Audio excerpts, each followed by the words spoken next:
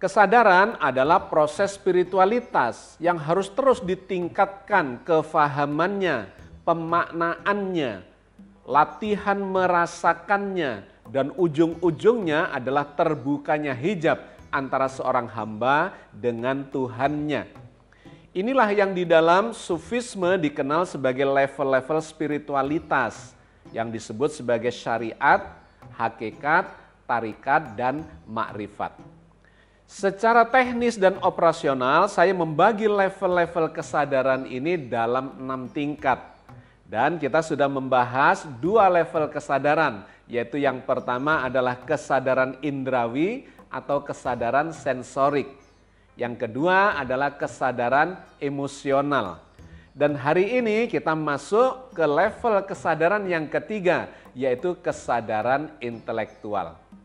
Mari kita lanjutkan kajian kita memperdalam kefahaman kita dan kemudian berlatih untuk mengasah level kesadaran itu atau kualitas kesadaran itu di dalam program Cangkir Tasawuf Modern kali ini episode 309.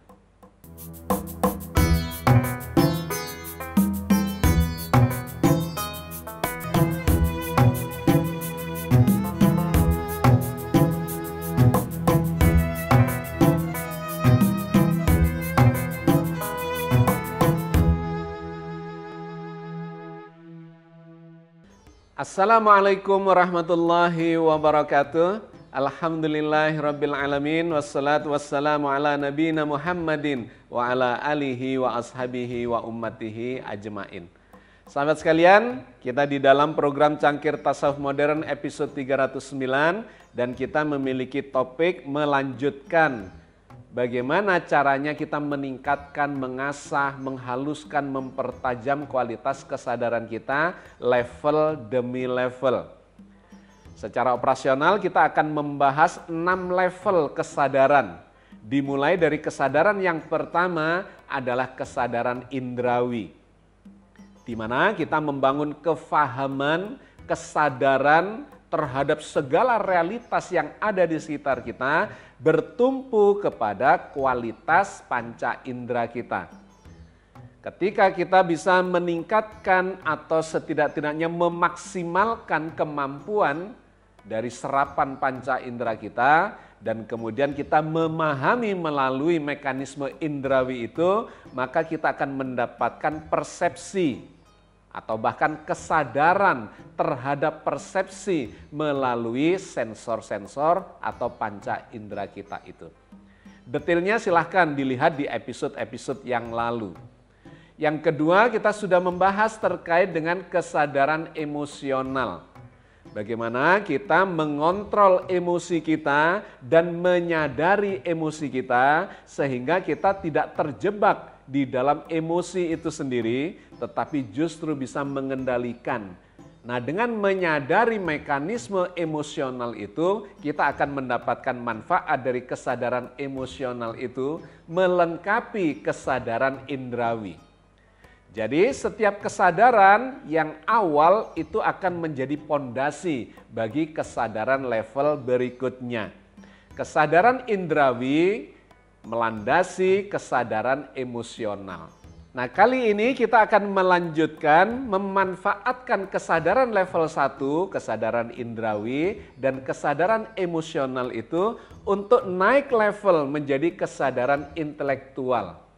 Ini adalah titik kritis dari peralihan kesadaran yang bersifat alamiah, di mana kita memanfaatkan panca indera kita dan kemudian mengontrol emosi kita untuk menyerap atau membangun persepsi terhadap realitas, masuk kepada kesadaran yang lebih tinggi, yaitu kesadaran intelektualitas, di mana di level yang ketiga ini kesadaran intelektualitas akan memberikan pertimbangan, kemudian mengkritik, dan akhirnya mengambil makna dari apa yang kita lihat atau kita sensor, kita fahami melalui indera, dan kemudian kita endapkan secara emosional, masuklah kita ke level yang bersifat reflektif. Poin penting dari kesadaran intelektualitas adalah mengetahui bahwa kita tahu. Apa yang kita tahu melalui panca indera, apa yang kita rasakan atau kita tahu melalui perasaan, melalui emosi, kemudian kita sadari dan kita timbang-timbang, kita bahkan melakukan kritik terhadap itu, evaluasi, dan akhirnya mengambil makna. Dan kemudian kita menjadi sadar, mengetahui bahwa kita telah tahu terhadap sesuatu atau fenomena atau peristiwa yang terjadi di sekitar kita. Kalau kita detailkan, maka ada 4 level kesadaran intelektual itu. Yang pertama adalah orang yang tidak tahu bahwa dia tidak tahu. Itu adalah yang paling rendah dari kesadaran intelektualitas seseorang. Dia tidak tahu bahwa dia tidak tahu. Yang lebih tinggi dari itu adalah orang yang tidak tahu bahwa dia tahu. Dia mengetahui sesuatu tetapi tidak memiliki kesadaran bahwa dia mengetahui sesuatu itu. Yang ketiga adalah orang yang tahu bahwa dia tidak tahu. Artinya dia menyadari bahwa dia belum memahami, belum mengetahui peristiwa atau fenomena yang sedang dia hadapi. Dan yang paling tinggi adalah yang keempat, orang yang tahu bahwa dia tahu. Inilah sesungguhnya puncak dari level kesadaran intelektual itu. Membangun kesadaran bahwa dia mengetahui apa yang dia ketahui atau yang dia inderakan dengan panca inderanya atau yang dia rasakan secara emosional. Artinya yang terjadi pada level kesadaran intelektualitas ini, seseorang bukan hanya mencoba memahami secara natural, secara alamiah apa yang terjadi di sekitarnya. Tetapi orang yang menyadari bahwa dia sedang berpikir, sedang berproses untuk memahami segala sesuatu itu. Nah, kesadaran yang semacam ini memiliki 3 komponen. Yang pertama, dia pasti berpikir secara logis, secara runtut. Yang kedua, dia berpikir secara rasionalitas. Ada proses penalaran untuk memahami, mengkritik, mengevaluasi, dan seterusnya. Dan yang ketiga adalah proses pemaknaan. Ini kalau di dalam filsafat dikenal sebagai ontologi, epistemologi, dan aksiologi. Ontologi adalah berpikir tentang apa realitas yang sedang dihadapi ini. Sedangkan epistemologi adalah berpikir bagaimana semua ini bisa terjadi terkait dengan mekanismenya. Dan yang ketiga adalah aksiologi terkait dengan sesungguhnya semua ini untuk apa, tujuannya kemana, apa makna yang terkandung di dalamnya. Nah, hal inilah yang digambarkan oleh Al-Quran, kemudian disebut sebagai orang yang memiliki kecerdasan paripurna, yang disebut dengan istilah ulul albab. Ulul albab adalah orang yang memiliki kecerdasan paripurna, di mana ketiga hal tadi secara ontologi, epistemologi, dan aksiologi itu semuanya berada atau terkandung di dalam istilah ulul albab itu. Di dalam Al-Quran banyak sekali istilah ulul albab ini. Di antaranya digambarkan di dalam surat Ali Imran ayat 190 dan 191. Inna fi khalqis samawati wal ardi wahtilafil laili wan nahari la ayatil liulil albab. Sesungguhnya dalam penciptaan langit dan bumi dan silih bergantinya malam dan siang hari terdapat tanda-tanda bagi orang-orang yang berakal atau ulul albab. Alladzina yadhkurunallaha qiyaman wa qu'udan wa ala junubihim wa yatafakkaruna fi khalqis samawati wal ard Rabbana ma khalaqta hadza batila subhanaka faqina adzabannar. Yaitu orang-orang yang mengingat Allah sambil berdiri atau duduk atau dalam keadaan berbaring dan mereka berpikir tentang penciptaan langit dan bumi hingga berkata, ya Tuhan kami, Tiadalah engkau menciptakan semua ini dengan sia-sia. Maha suci engkau, maka peliharalah kami dari siksa api neraka.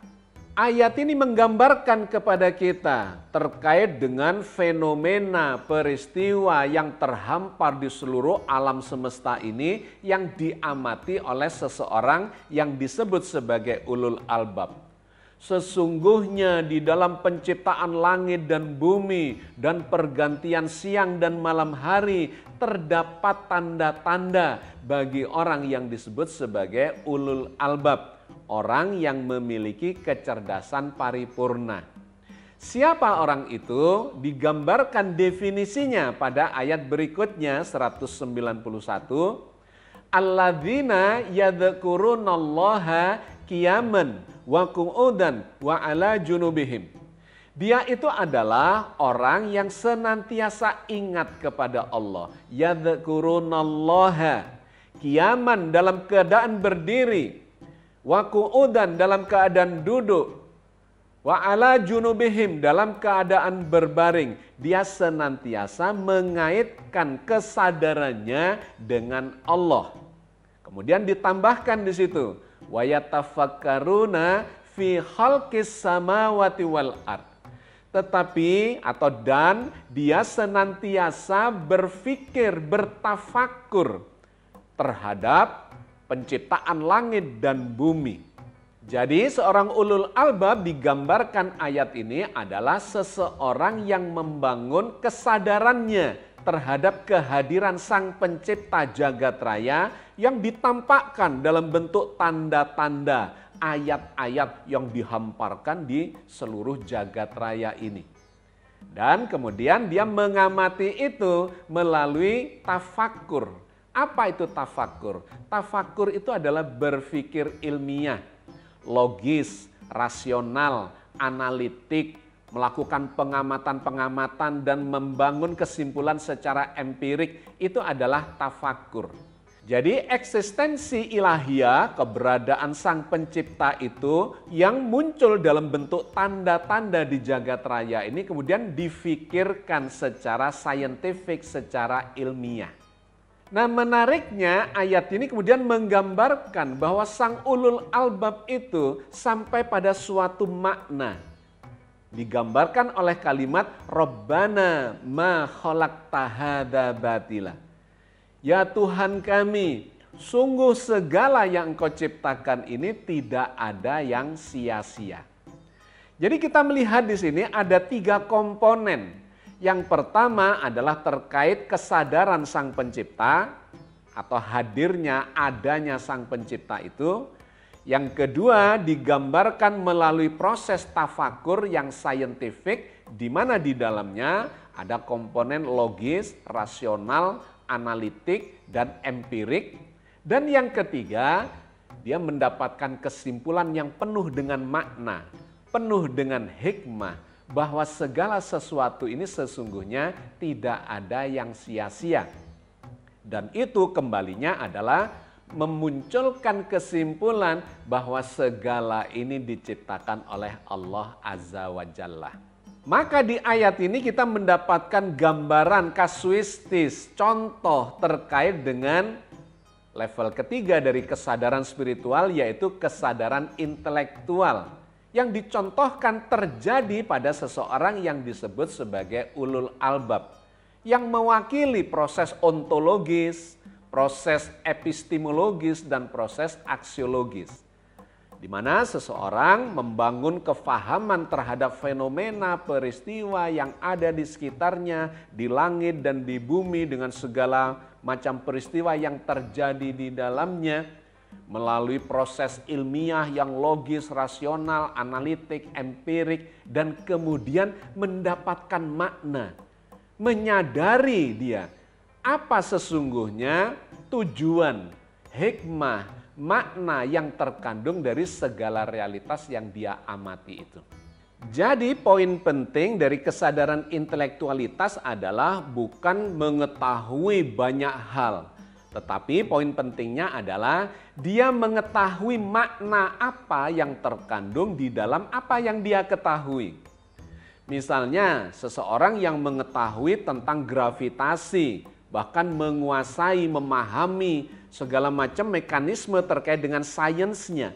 Dia adalah orang yang cerdas, iya. Tetapi orang yang memiliki kesadaran intelektual adalah lebih dari itu. Yaitu ketika seseorang itu merenungi gravitasi itu. Kenapa ada gravitasi ini? Apa kaitannya atau apa makna yang terkandung di dalam keteraturan jagat raya yang kemudian dijembatani oleh gaya gravitasi itu? Di mana seluruh benda-benda raksasa di alam semesta memiliki posisi atau lintasan orbit-orbit sedemikian rupa terkait dengan mekanisme gravitasi itu dan memunculkan jagat raya yang eksis, yang sustainable selama miliaran tahun ini. Nah, orang yang menyadari segala realitas yang dia ketahui dan kemudian memahami makna dikaitkan dengan ketuhanan, itulah yang disebut sebagai orang yang memiliki level kesadaran intelektual.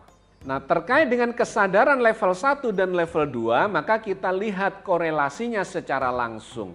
Bahwa kesadaran level 1 adalah dia membangun kesadaran memahami segala realitas ini melalui panca indera. Mengamati jagat raya misalnya. Itu adalah membangun kesadaran level pertama, kesadaran indrawi.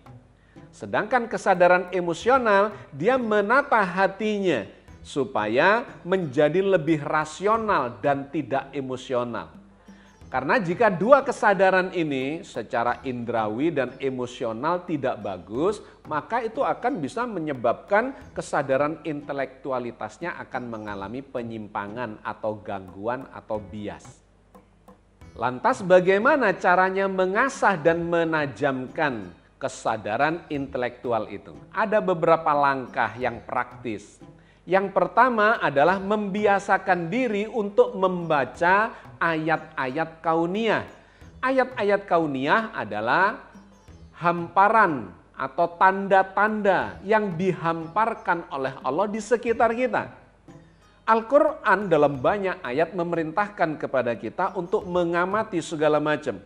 Kalau tadi di dalam surat Ali Imran digambarkan mengamati jagat raya alam semesta langit dan bumi, maka di ayat yang lain misalnya diperintahkan untuk mengamati diri sendiri. Misalnya di dalam surat Rum ayat 8. Awalam yatafakkaru fi anfusihim. Apakah mereka tidak memikirkan tentang diri mereka? Yatafakkaru fi anfusihim. Berpikir terkait dengan diri kita sendiri. Bisa secara fisikal, di mana secara fisikal pelajaran atau ilmu yang mempelajari fisik manusia berkembang sedemikian dahsyatnya, mulai dari kesehatan secara umum di bidang kedokteran sampai berkembang ke ilmu-ilmu rekayasa genetika, biomolekuler misalnya, atau neuroscience, dan segala macam perkembangan sains modern yang mengajak kita untuk mengasah kemampuan intelektual kita. Nah, ketika kita membangun kesadaran terkait dengan proses berpikir, memahami diri sendiri, maka kita sedang menajamkan kesadaran intelektual kita. Yang kedua adalah melatih berpikir kritis. Tidak mudah percaya, tetapi melakukan proses verifikasi atau melakukan proses tabayun. Terbuka pikirannya untuk melakukan diskusi, terjadi perbedaan dalam berbagai sudut pandang. Cara ini penting supaya kita tidak terjebak kepada hoax, tidak terjebak kepada informasi-informasi yang menyesatkan. Tetapi kita terbiasa secara kritis untuk membangun kefahaman itu supaya berada di jalur kefahaman yang benar dan valid. Yang ketiga adalah refleksi diri. Kita menyisihkan waktu untuk merenungi dan menyadari apa yang sedang berproses terjadi di dalam menajamkan atau melatih kesadaran intelektual itu. Refleksi diri ini akan membimbing kita karena kita mempertanyakan yang sedang terjadi ini sesungguhnya mendekati kepada kebenaran yang objektif, yang sesuai dengan petunjuk ilahi, ataukah menjauhkan dari semua itu dikarenakan misalnya ini sekedar pembenaran terhadap ego kita. Pokoknya saya pinginnya ini benar, maka dibenarkanlah itu. Ataukah kita berpikiran terbuka dan kemudian memverifikasi itu. Ketika kita memverifikasi dan ternyata itu di jalur yang benar, maka kita akan melanjutkan proses itu. Yang keempat adalah membiasakan untuk menulis dan berdialog dengan sekitar. Kegiatan menulis itu ternyata menjadi proses yang sangat penting untuk melakukan internalisasi terhadap pemahaman kita pada fenomena atau peristiwa yang terjadi di luar kita. Dengan menulis itu kita seperti mengulang kembali pemahaman kita dan seringkali muncul sudut pandang yang tadinya tidak terfikirkan. Terjadi pengembangan dan ketika kita tidak paham maka kita mendialogkan dengan sumber-sumber keilmuan yang ada di luar kita. Bisa dengan orang yang lain atau bisa dengan buku, bisa dengan sumber-sumber informasi digital atau apapun. Tetapi kemudian kita memiliki keterbukaan. Menulis dan terbuka berdialog dengan pihak di luar diri kita. Dan yang terakhir adalah mengintegrasikan kefahaman kita, keilmuan kita yang sudah kita dapatkan melalui proses-proses sebelumnya itu dengan keimanan. Kita cross-checkkan dengan informasi dari dalam Al-Quran. Bahkan sesungguhnya proses itu senantiasa terjadi sepanjang proses membangun kesadaran itu. Karena Al-Quran ini adalah petunjuk dari Sang Maha Pencipta yang Maha mengetahui segalanya. Ketika kita mendialogkan antara kefahaman kita secara keilmuan, empirik, saintifik dengan wahyu, maka kita sedang mengintegrasikan antara keyakinan, keimanan berdasar wahyu dengan realitas yang ada di sekitarnya. Dan itulah yang kemudian disebut sebagai syahadat yang sesungguhnya. Syahadat itu artinya menyaksikan apa yang ditunjukkan, diberitakan, diinformasikan di dalam Al-Quran atau kitab suci sesuai dengan realitas yang ada di sekitarnya. Dikarenakan ini adalah ayat-ayat qauliyah, tekstual, redaksional, sedangkan ini adalah ayat-ayat kauniyah, ciptaan Allah. Dua-duanya itu adalah ayat-ayat Allah belaka. Jadi kalau seseorang memiliki kefahaman yang tidak sama antara yang ada di Al-Quran dengan realitas, maka dia belum mendapatkan syahadat yang sesungguhnya. Apa yang diceritakan Al-Quran, kata Al-Quran, itulah yang terjadi di dalam realitas.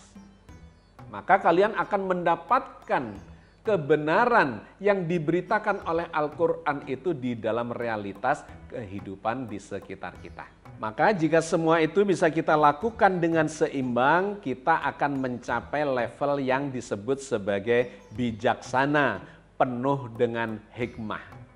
Orang yang memahami bukan hanya tahu, tetapi dia memahami makna, hikmah yang terkandung di dalam setiap peristiwa itu. Dan ini akan menjadi poin penting untuk meningkatkan kualitas kesadaran kita ke level-level berikutnya.